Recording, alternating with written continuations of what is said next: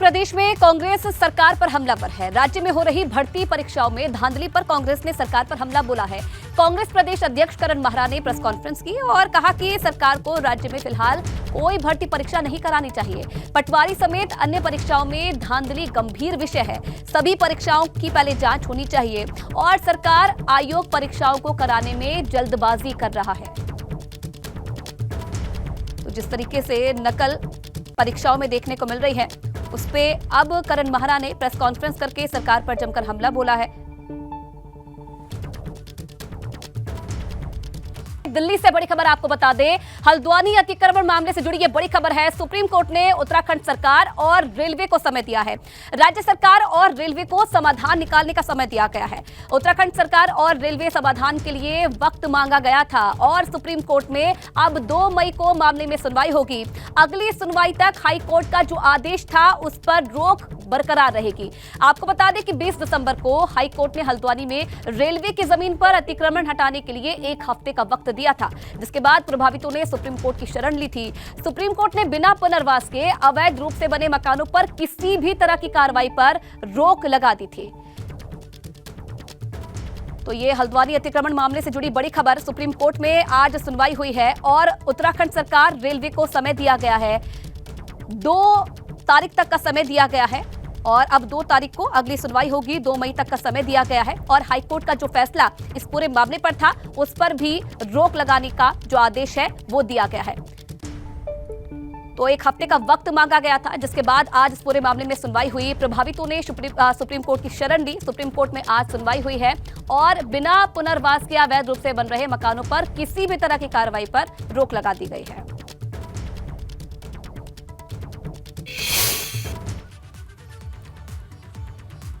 और चलिए फिलहाल इस खबर पर और ज्यादा जानकारी देने के लिए अविनाश तिवारी इस वक्त सीधा हमारे साथ जुड़े हैं दिल्ली से लाइव। अविनाश, पहले तो जानना चाहेंगे कोर्ट में क्या कुछ हुआ, सुनवाई के दौरान क्या कुछ पक्ष दोनों की तरफ से रखे गए? देखिए आयुषी, अगर बात करें जिस तरीके से आज इस मामले में सुनवाई होनी थी, जैसे ही जस्टिस संजय किशन कौल की बेंच में ये मामला आया, उसके बाद अगर बात करें तो उत्तराखंड सरकार ने तुरंत अपनी ओर से यह दलील दी है कि उनको और समय चाहिए वहाँ पे जिस तरीके से अतिक्रमण हटाने के लिए और लोगों के पुनर्वास कार्यक्रम के लिए। इसके बाद रेलवे ने भी अपनी ओर से यही जवाब दिया और उसके बाद अगर बात करें तो उत्तराखंड सरकार और रेलवे की इस दलील पर सुप्रीम कोर्ट राजी होगा। और सुप्रीम कोर्ट ने साफ तौर पर कहा है कि जब तक वहाँ पर रह रहे लोगों के पुनर्वास नहीं हो जाते, उनको पुनर्स्थापित नहीं कर दिया जाता, दूसरी जगह पर उनके रहने के लिए सुविधाएं नहीं मुहैया करा दी जाती है, तब तक वहां से अतिक्रमण न हटाया जाए। और नैनीताल का जो हाईकोर्ट का आदेश आया है उस पर भी सुप्रीम कोर्ट ने स्टे बरकरार रखा है और आगे 2 मई को सुनवाई होगी, जहां पे उत्तराखंड सरकार को और रेलवे को यह बताना होगा कि वहां पे जो लोग रह रहे हैं उनके पुनर्स्थापन को लेकर के क्या कुछ कार्यक्रम किया गया है और किस तरीके से वहां पे जो रह रहे लोग हैं उनको पुनर्वास कराया जा रहा है। इसके बाद ही सुप्रीम कोर्ट अपनी ओर से दिशा निर्देश देगा कि वहां से अतिक्रमण हटाया जाए या न हटाया जाए। जब तक सुप्रीम कोर्ट इस बात को लेकर के संतुष्ट नहीं हो जाएगा कि वहां पर जो लोग रह रहे हैं उनके पुनर्स्थापन को लेकर के, उनके पुनर्वास को लेकर के सरकार ने कोई कदम नहीं उठा लिया है, तब तक सुप्रीम कोर्ट उस आदेश पर रोक लगा के रखेगा जिसमें अतिक्रमण हटाने के लिए तमाम सारे उपाय करने के लिए कहे गए थे। तो अब उत्तराखंड सरकार और रेलवे दोनों ही वहां रह रहे लोगों से बातचीत कर रही है और बातचीत करके ये कोशिश कर रही है कि वहां जो लोग रह रहे हैं उनके पुनर्वास को लेकर के किस तरीके से आगे बढ़ा जाए, कहां पे उनको दूसरी जगह पे स्थान मुहैया कराया जाए जहां पे लोग रह सके और किस तरीके से वहां पे सुविधाएं दी जाए। चाहे अगर बात करें तो मकान की हो या अस्पताल की हो या फिर तमाम सारे जो अन्य सुविधाएं होती है उसको किस तरीके से प्रदान किया जाए, इन तमाम सारी चीज़ों का रास्ता उत्तराखंड सरकार खोज रही है। और यही कारण है कि आज सुप्रीम कोर्ट में इस बात की जानकारी देते हुए कुछ और समय की मांग की है, जिस पर सुप्रीम कोर्ट सहमत हो गया है और उत्तराखंड सरकार को समय दे दिया है। अब मामले की सुनवाई 2 मई को होगी, यानी तकरीबन 3 महीने के बाद अब इस पूरे मामले की सुनवाई होगी और उत्तराखंड सरकार को यह बताना होगा कि बीते महीनों में उन्होंने क्या कुछ किया है, किस तरीके से वहाँ जो लोग रह रहे हैं उनसे बातचीत की गई, उनके पुनर्वास को लेकर के किस तरीके से आगे बढ़ी है और किस तरीके से इंतजार रहेगा 2 मई को। उसके बाद देखने वाली बात है क्या रूपरेखा सरकार की तरफ से तैयार की गई है इस पूरे मामले को लेकर। बहुत धन्यवाद आपका तमाम जानकारी के लिए। और चलिए आगे बढ़ेंगे। हल्द्वानी पहुंचे मुख्यमंत्री पुष्कर सिंह धामी। भाजपा कार्यकर्ताओं ने उनका जोरदार स्वागत किया। 33 करोड़ की योजनाओं और सीवरेज ट्रीटमेंट प्लांट का उद्घाटन करेंगे। थोड़ी देर में जनसभा को भी संबोधित करेंगे सीएम पुष्कर सिंह धामी। तो ये बड़ी जानकारी मिल रही है। सीएम पुष्कर सिंह धामी हल्द्वानी पहुंचे हैं, जहां पर भाजपा कार्यकर्ताओं ने जोरदार स्वागत उनका किया और 33 करोड़ की योजनाओं और सीवरेज ट्रीटमेंट प्लांट का उद्घाटन करेंगे। थोड़ी देर में जनसभा को भी संबोधित करेंगे सीएम पुष्कर सिंह धामी, जो कि आज हल्द्वानी के दौरे पर पहुंचे और यहां भाजपा कार्यकर्ताओं ने उनका जोरदार स्वागत किया। आज कई बड़ी सौगातें देने वाले हैं हल्द्वानी के लोगों को, जिसमें 33 करोड़ की योजनाएं शामिल हैं और सीवरेज ट्रीटमेंट प्लांट का भी उद्घाटन सीएम की तरफ से किया जाएगा। एक जनसभा का भी आयोजन किया गया है, जिसे भी संबोधित करेंगे सीएम पुष्कर सिंह धामी। ये तस्वीरें भी आप उस वक्त की देख रहे हैं जब पहुंचे सीएम पुष्कर सिंह धामी और यहाँ किस तरीके से जो भाजपा कार्यकर्ता थे उन्होंने उनका जोरदार स्वागत किया। कुछ ही देर बाद जनसभा को संबोधित करेंगे और आज कई बड़ी जो परियोजनाएं हैं उनकी सौगात भी हल्द्वानी के लोगों को दी जाएगी। आगे बढ़ेंगे, बात करेंगे जोशीमठ की, जहां जोशीमठ में सीबीआरआई के वैज्ञानिकों ने दरार वाले 60 से ज्यादा घरों में कैक्रोमीटर लगाए थे, जो कि अपनी जगहों से हट गए हैं, जिससे संकेत मिल रहे हैं कि घरों में पड़ी दरारें अब भी बढ़ती जा रही है। आपको ये भी जानकारी दे दें कि सीबीआरआई के वैज्ञानिकों ने भवनों की दरारों को आंकड़ा लेने के लिए क्रैकोमीटर लगाए थे। 15 दिनों तक ये क्रैकोमीटर घरों पर लगे रहेंगे और इनसे मिलने वाले आंकड़ों के आधार पर अब वैज्ञानिक शासन प्रशासन को रिपोर्ट दे रहे हैं, जिससे ये तय किया जा सके कि किस घर को सुरक्षित और किस घर को असुरक्षित श्रेणी में रखा जा सके। तो जोशीमठ में दरारें बढ़ने से घरों में अब क्रैकोमीटर हटने लगे हैं। ये आकलन करने के लिए लगाया गया था कि क्योंकि आने वाले समय में अब घरों को श्रेणियों में बांटा जाएगा कि कौन सा घर सुरक्षित है, कौन सा घर असुरक्षित है। जो क्रैकोमीटर हैं वो अब हटने लगे हैं, जिससे आने वाले समय में ये पता चल पाएगा। चलिए आगे बढ़ेंगे, चमोली से बड़ी खबर आपको बता दें। कर्णप्रयाग के 38 घरों में दरारें आनी शुरू हो गई है और प्रभावितों से खाली कराए गए हैं मकान। प्रभावितों को रैन बसेरो ITI कॉलेज में शिफ्ट किया गया है। कर्णप्रयाग के तहसीलदार सुरेंद्र देव ने जानकारी दी है। जो दरारें पड़ने का सिलसिला है वो आगे बढ़ता जा रहा है। अब कर्णप्रयाग के 38 घर ऐसे हैं जहां पर दरारें देखने को मिल रही हैं। प्रभावितों से जो मकान है वो तुरंत खाली करवाए गए हैं और जो प्रभावित है उन्हें अब रैन बसेरो और ITI कॉलेज में शिफ्ट किया गया है। कर्णप्रयाग के जो तहसीलदार हैं सुरेंद्र देव, उन्होंने ये जानकारी दी है। ये तस्वीरें भी आप देख रहे हैं, देखिए किस तरीके से चमोली से जो सिलसिला था वो शुरू हुआ, अब कर्णप्रयाग तक ये पहुंच चुका है। 38 घर ऐसे हैं जहां पर दरारें पड़नी शुरू हो गई है और प्रभावितों को तुरंत वहां से हटाया गया है। रैन बसेरों में और ITI कॉलेज में इन्हें शिफ्ट किया गया है। 38 घर ये बताए जा रहे हैं जहां पर जो दरारें हैं वो लगातार बढ़ती जा रही है। तहसीलदार सुरेंद्र देव की तरफ से ये जानकारी दी गई है।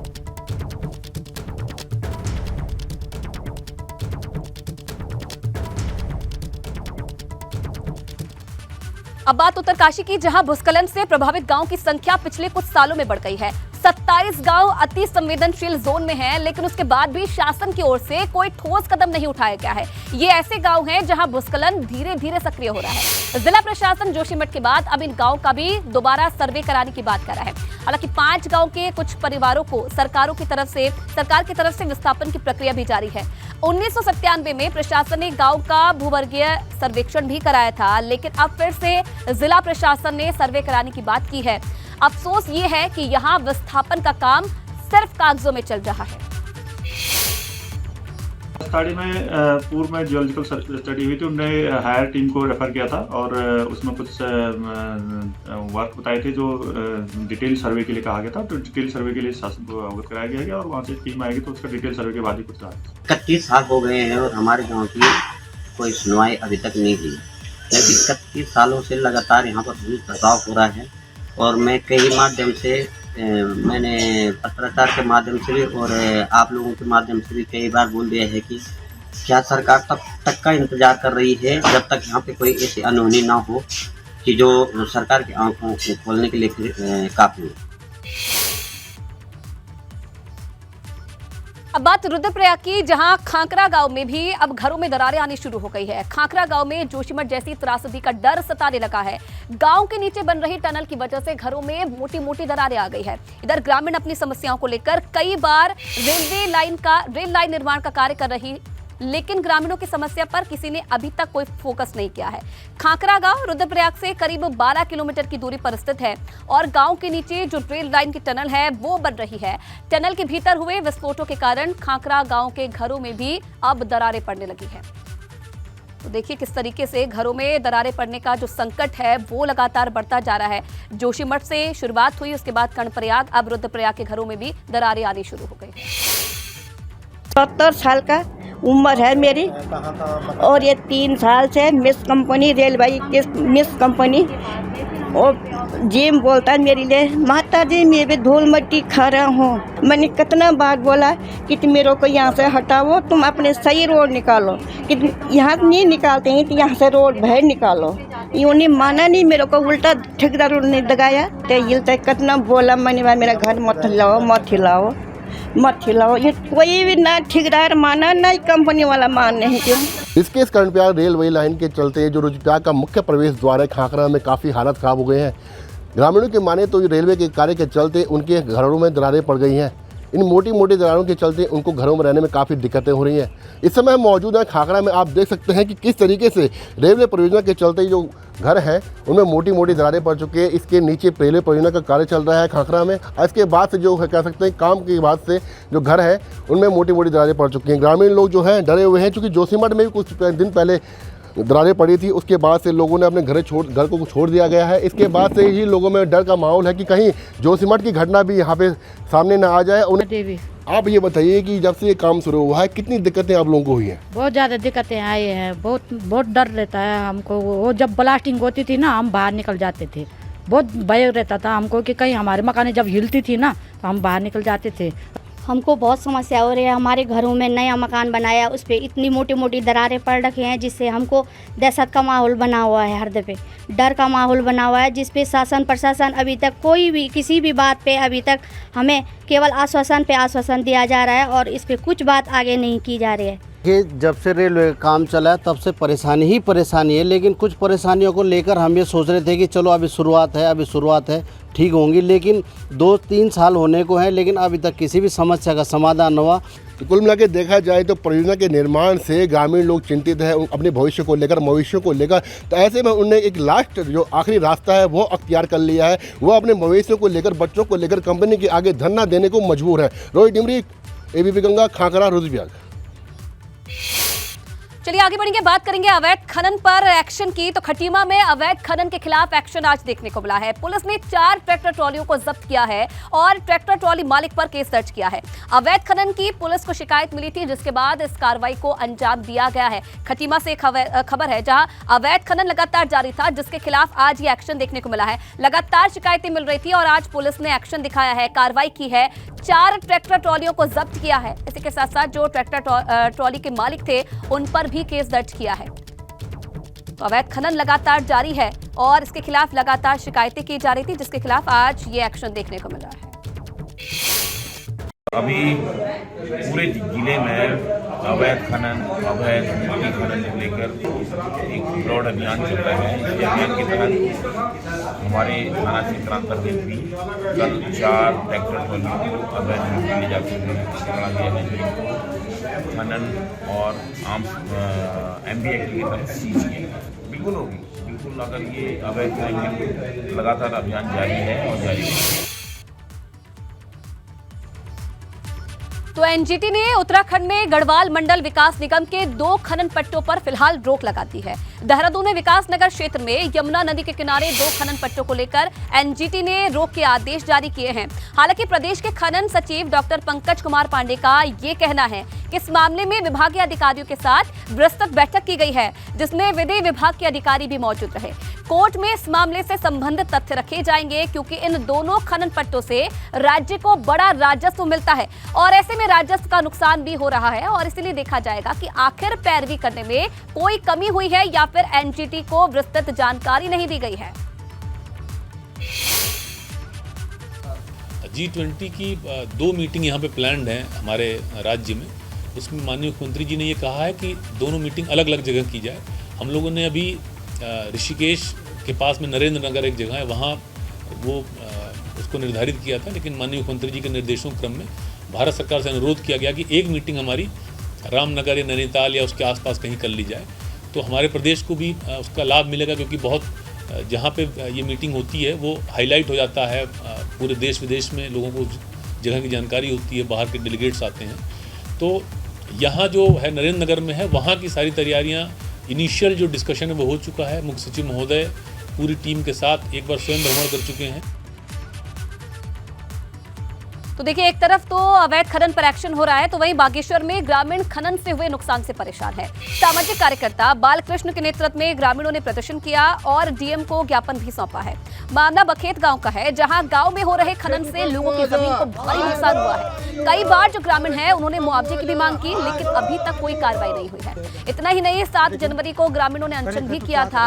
उसके बाद भी प्रशासन की तरफ से 1 सप्ताह में मुआवजा देने का आश्वासन इन्हें दिया गया, लेकिन अभी तक मुआवजा नहीं दिया। अभी तक हमारा कोई न्याय नहीं मिला, हमारा पैसा ही नहीं मिला। वो ठेकेदार ने बोला कि मैं तुरंत 1 हफ्ते के अंदर आता हूँ, तुम्हारा मैं तुरंत करता हूँ। 1 महीना जाने वाला हो गया है, वो अभी तक हमें मिला ही नहीं। खेत माइन ऑनर ने इन गरीब किसानों का जो ज़मीन का मुआवजा है वो नहीं दिया है। जो पिछला था, सालों से खोद के आ रहे हैं, तो उसका मुआवजा नहीं दिया था। इसके उसमें हमने कायदा में भूख हड़ताल पर बैठे थे। उस समय माइन ऑनर वहाँ पर आके ये शपथ पत्र, बल्कि उसमें नोटरी भी है कि उन्होंने ये कहा था कि 1 हफ्ते के अंदर हम इनका पिछला मुआवजा देंगे, इनको वहाँ रोजगार देंगे और नए डीड बनवाएंगे। लेकिन बिल्कुल ही न शासन देख रहा है, न प्रशासन देख रहा है। अब बड़ी खबर देहरादून से आपको बता दें, श्रमिकों और कर्मचारियों के लिए राहत की खबर है। 7 जिलों में ईएसआई अस्पताल और डिस्पेंसरी खोले जाएंगे। सरकार की तरफ से इन्हें खोला जाएगा। श्रम विभाग में योजना को अंतिम रूप देना शुरू कर दिया है। योजना को वित्त विभाग की मंजूरी मिल चुकी है, तो श्रमिकों और कर्मचारियों के लिए राहत की खबर है। 7 जिलों में ईएसआई अस्पताल और डिस्पेंसरी सरकार खोलेगी।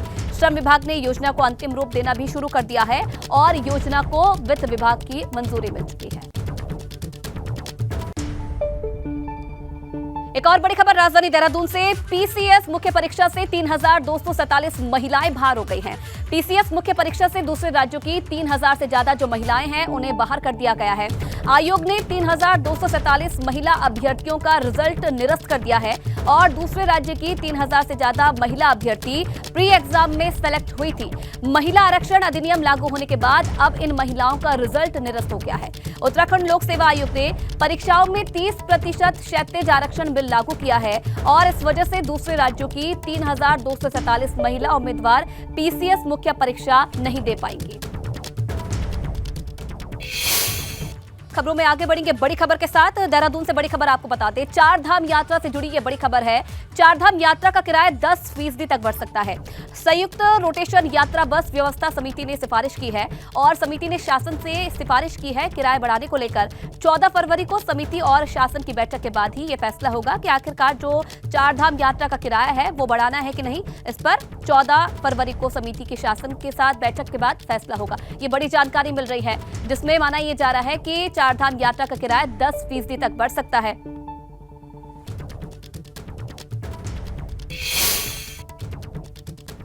तो 4 धाम यात्रा को लेकर सरकार ने तैयारी शुरू कर दी है। अप्रैल में 4 धाम यात्रा शुरू होनी है, लेकिन उससे पहले पर्यटन विभाग तैयारियां मुकम्मल कर रहा है। यात्रा को सुरक्षित बनाने के एक्शन प्लान तैयार किए जा रहे हैं। साथ ही साथ रजिस्ट्रेशन का फॉर्मूला भी बदला जा चुका है।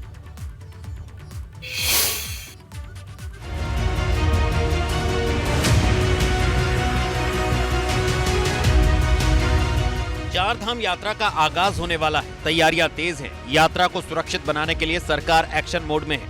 हालांकि अभी करीब 2.5 महीने का वक्त है। अप्रैल महीने से यात्रा की शुरुआत होनी है। इस बार भी उम्मीद जताई जा रही है कि 4 धाम यात्रा में भारी संख्या में श्रद्धालु पहुंचेंगे। इसीलिए यात्रा के लिए रजिस्ट्रेशन अनिवार्य किया गया है, लेकिन रजिस्ट्रेशन का फॉर्मूला बदला जा रहा है। आपको सिर्फ ऑनलाइन आवेदन नहीं करना होगा, बल्कि आप ऑनलाइन के साथ साथ फोन करके भी रजिस्ट्रेशन करा सकते हैं। इसके लिए पर्यटन विभाग एक व्हाट्सएप नंबर भी जारी करेगा। आप व्हाट्सएप पर मैसेज करके भी अपना रजिस्ट्रेशन करवा सकते हैं। हमने तैयारी ऑलरेडी दिसंबर माह से हमने शुरू कर दी है और इस बार रजिस्ट्रेशन मैंडेटरी होगा। रजिस्ट्रेशन है हमारा ऑनलाइन होगा, ऑन कॉल होगा और व्हाट्सएप के माध्यम से भी होगा। इसके अलावा जो वेसाइड एम्यूनिटीज़ के लिए भी जो तैयारी करनी है वो भी तैयारी हमने शुरू कर दी है। और वेसाइड एम्यूनिटीज़ के सापेक्ष में जो सुलभ इंटरनेशनल द्वारा जो तैयारी की जा रही है 15 अप्रैल तक हमारे ऑलमोस्ट 36 ब्लॉक्स हमारे तैयार भी हो जाएंगे। तो यात्रा की 4 धाम यात्रा की तैयारी हमारी शुरू है।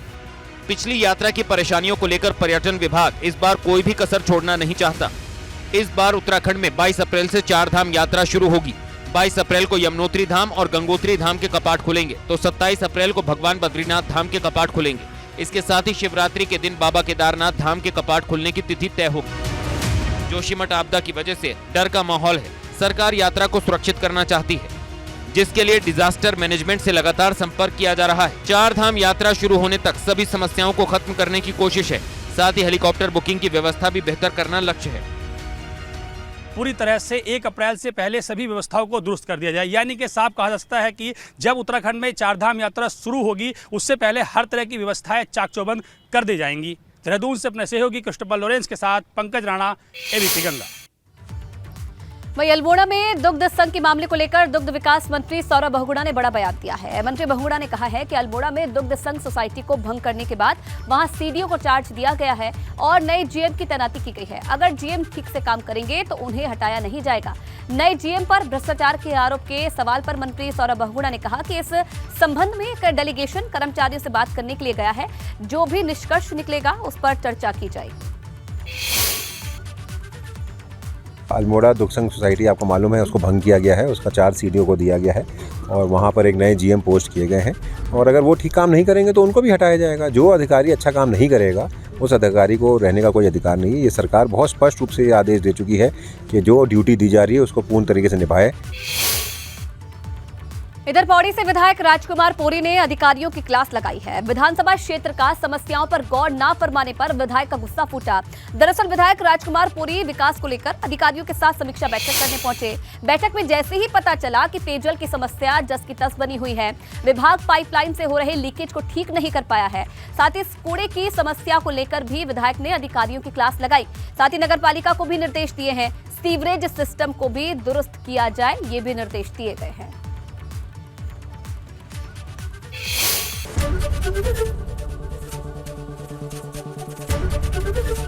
एबीपी गंगा, खबर आपकी, जुबान आपकी।